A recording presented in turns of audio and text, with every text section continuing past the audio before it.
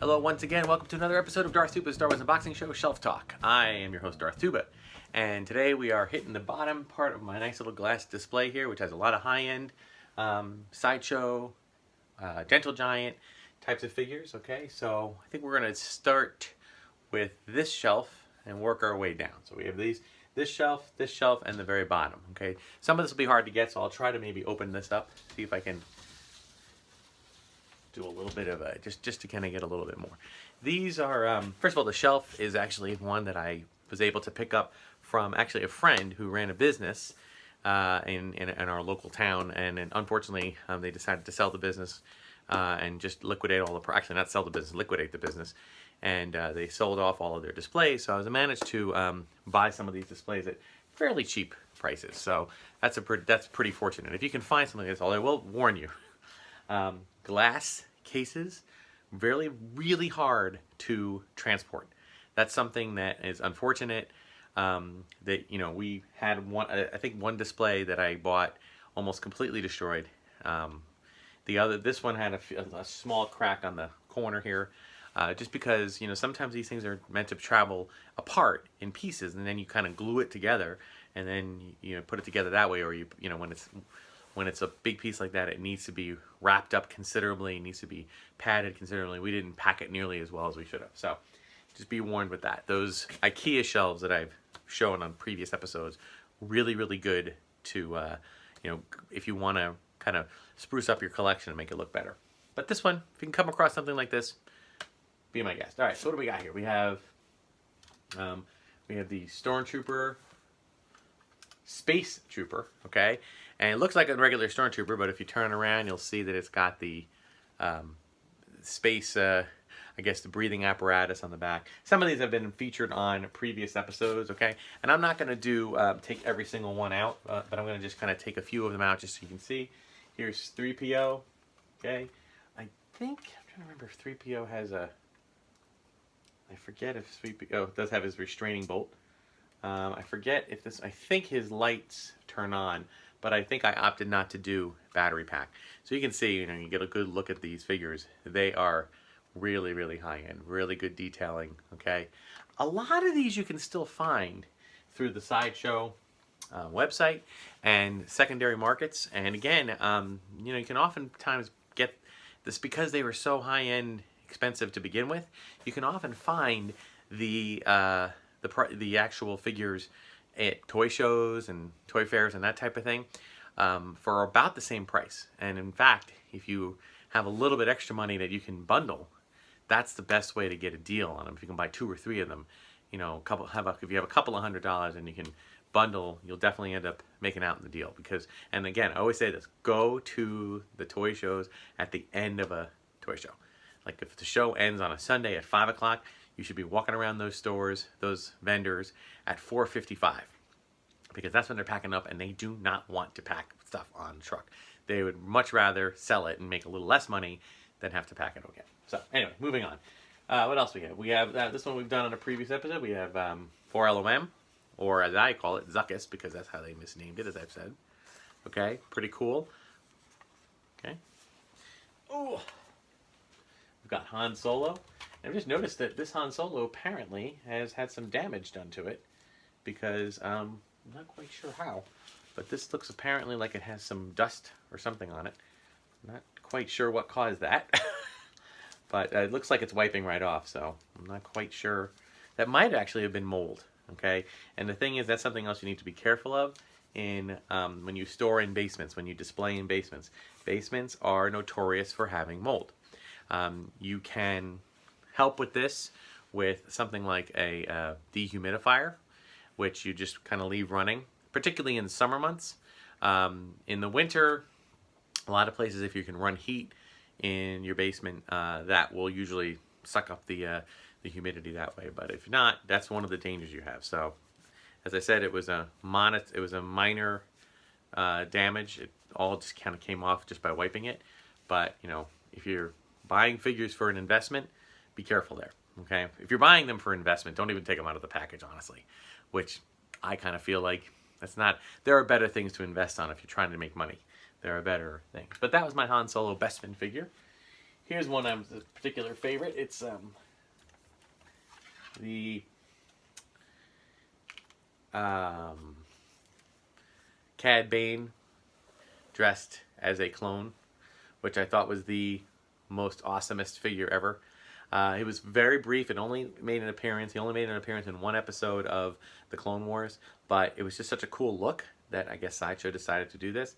It's got really nice detail on the back there, so some pretty cool stuff. There in the back there you can see we have a Luke Skywalker, but not just any Luke Skywalker.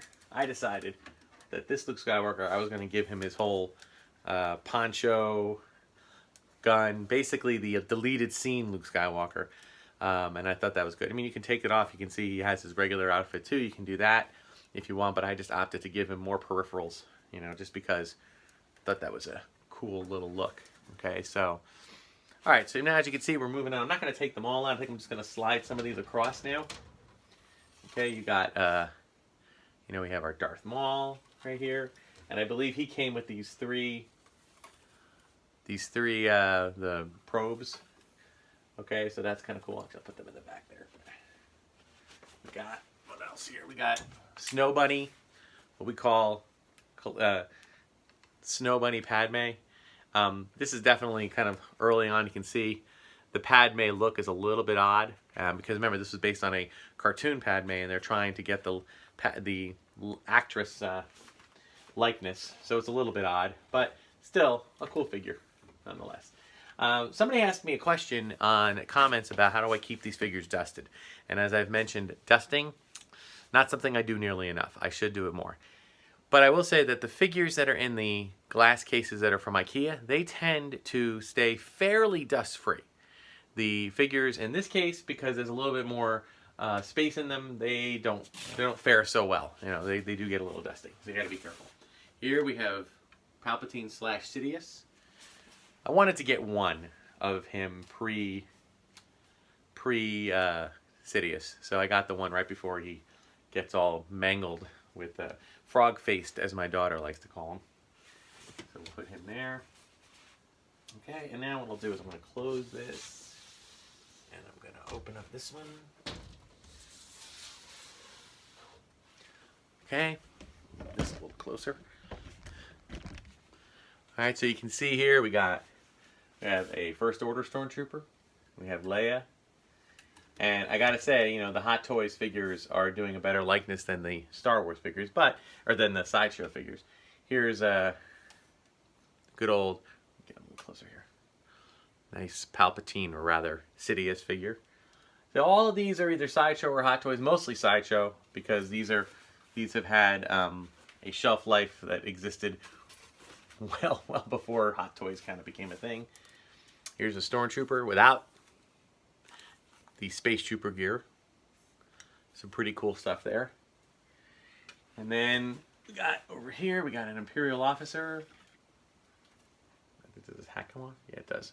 I think it might be 2009.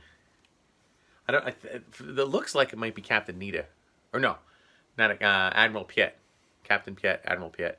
Not 100% sure, but I love how they give you the way to hold them, you know, hold their hands around the back. It's pretty cool. Okay, here we have another black uniformed officer, excuse me. Okay, there we go. Some pretty cool stuff there. Again, this one they went with plastic hat as opposed to, and I do appreciate that on the bottom of the stand here. I'll try to close it up here. You see they have a year. So that really helps, at least to know when it came out. So the second officer, the olive uniform officer, was 2009. This one is 2007. Except that, oh, he just came undone. He also has the belts. He's falling apart. Sheesh. Sorry about that. Also has fuzz on his hat there. So the older one had the plastic hat, and then they went into a cloth hat. And if we're going to have some Imperial troopers, we've got to have some Rebel troopers. I like this guy. This is that one. If anybody who's watched the movie as much as I have knows that the opening shot of the first scene of A New Hope, there's that one rebel soldier that they just had a close-up on a lot. I always wondered why they did that. He had no lines. He was an extra or a stuntman, just like anybody else. But it feels like they had him close up just because he just had such a great look. And as a result, that's what happened. Oh, yeah. The reason I had to have his hat kind of almost way back on his head is that the hat barely fits on his head with the shelf. So that's why. And of course we have Luke in his ceremonial medal receiving garb. I always hoped that we could see Luke dressed like this in another episode, just because I thought it was a cool look. But aside from some comic strip moments, we really didn't get much there. We already talked about our First Order Trooper. And last but not least in this row, we have our Tusken Raider. Really cool. Nice setup. Can't tell you the year on that one. Okay, now, for these, I'm just going to give you, I think what I'm going to do is take it off the thing here. I'm just going to kind of go through what else we have here. Okay, we have the battle droids, Bosk. There's the Emperor, and yeah, look, see, you can see this mold. So definitely something we're gonna have to do. I think when I'm done videotaping, I'm gonna take these out and just do a little brush cleaning. It only seems to be focusing on certain fabric. Like if you look at Luke Skywalker, doesn't seem to be hitting on him, nor does it seem to be hitting on some of them. Just certain, like black. I don't know, maybe something to do with the fabric. Here we have Han Solo and Greedo, and I didn't purchase the seats for them to have their little confrontation. We also have Snow Trooper. Hang on a second.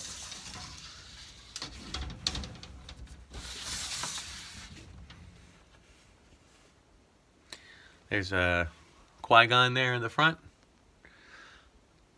Rex. Okay. Deep in the back there, you see we have an Obi-Wan. We have another Obi-Wan with his armor. We have Mace Windu. We have Kit Fisto in the back there. It's kind of hard to see Kit. Hang on. Let me move Rex here. There's Kit with his smiling face. Okay, and then at the bottom here, I didn't have enough room to include, well, I have Jyn Erso kind of sitting here in the front, but I didn't have enough room to do much more, so I just kind of put some random hodgepodge. This is actually the sonic controlled land speeder. Comes with a little, and I've been able to find a working one. So, but apparently you did that sound, the clicker, and the machine would either go towards it or move at the sound of it. So, this is some helmets, some miniature helmets in the back there. Okay, we have a space slug, another Sideshow kind of diorama. And then on the side there, it's really hard to make out here, you have a Han Solo and Carbonite, just the block. And a few other odds and ends. So, oops, sorry about that. Yeah, so as you can see, you know, you could put quite a lot of material on those shelves. So, and that's only 3 shelves. There's more going up there, which we'll do in another episode. I think I might have done one of these. So, you know, I'm starting to get, you know, to repeat myself. But, you know, it's okay. You know, I'll look back and try to find new ones. If I do repeat myself, I do ask your forgiveness. Okay. As I said, this is not something I'm doing I'm not certainly not doing this to try to make some kind of accurate count of everything. It's just kind of looking through stuff. But anyway, so very much enjoyed it. On the bottom here, we have there's some drawers that I think I put all my advent calendars. Yeah, you can see there the advent calendars and a few other odds and ends. So that'll do it for this week's episode of Darth Tuba Star Wars Unboxing Show Shelf Talk. Be sure to like, subscribe, hit the notification button, hit the bell icon for notifications on new videos. I release an unboxing every Sunday and now a Shelf Talk every Wednesday. And if you have any questions or comments, make sure to leave them in the comment section or email me darthtuba77@gmail.com. Or you can follow me. Be sure to follow me on Instagram and Twitter at Darth Tuba and Darth Tuba Star Wars Unboxing page on Facebook. Thank you so much for watching. Give me some suggestions if you have anything else you'd like to see. Until next time, may the Force be with you.